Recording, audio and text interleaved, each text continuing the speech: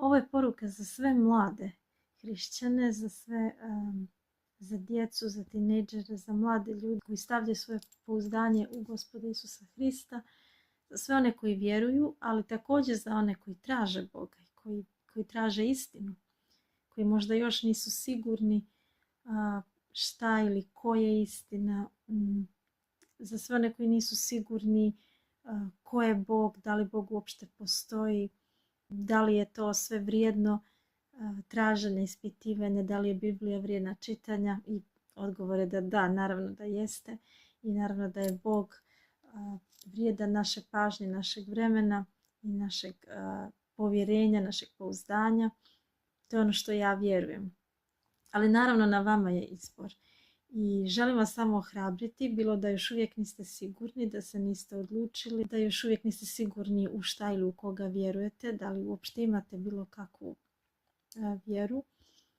Bilo da ste već vjernici, hrišćani, bilo religiozni ili u smislu tradicionalni hrišćani ili nanovorođeni hrišćani, bilo da ste katolici, pravoslavci ili protestanti, dakle bilo koje crkvi ili možda protestantskoj denominaciji da pripadate ili ne pripadate, ali vjerujete da postoji nešto ili neko ko vas je stvorio, ko vas čuva, koji je iznad svega, da postoji jedan pravi istiniti Bog. Ovo je poruka za tebe, za sve vas koji razmišljate o ovim stvarima, koji razmišljate o vjeri, o Bogu, o vječnosti. Nemojte se bojati. Nemoj se bojati. Nemoj se bojati da uzmeš Bibliju, to je Sveto pismo, u ruke. Da sam ili sama počneš da istražuješ Božju riječ. Da tražiš istinu.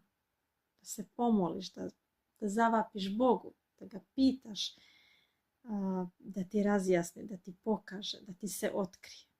Ako tražiš Boga, ako tražiš istinu, gdje da ili u koga da staviš svoje pouzdanje, nemoj se nikada bojati da istražuješ i da tražiš.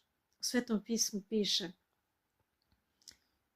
ko moli, tom će se dati, ko traži, taj nalazi, i ko kuca, tomu će se otvoriti. Tako da ne boj se i traži, kucaj i moli.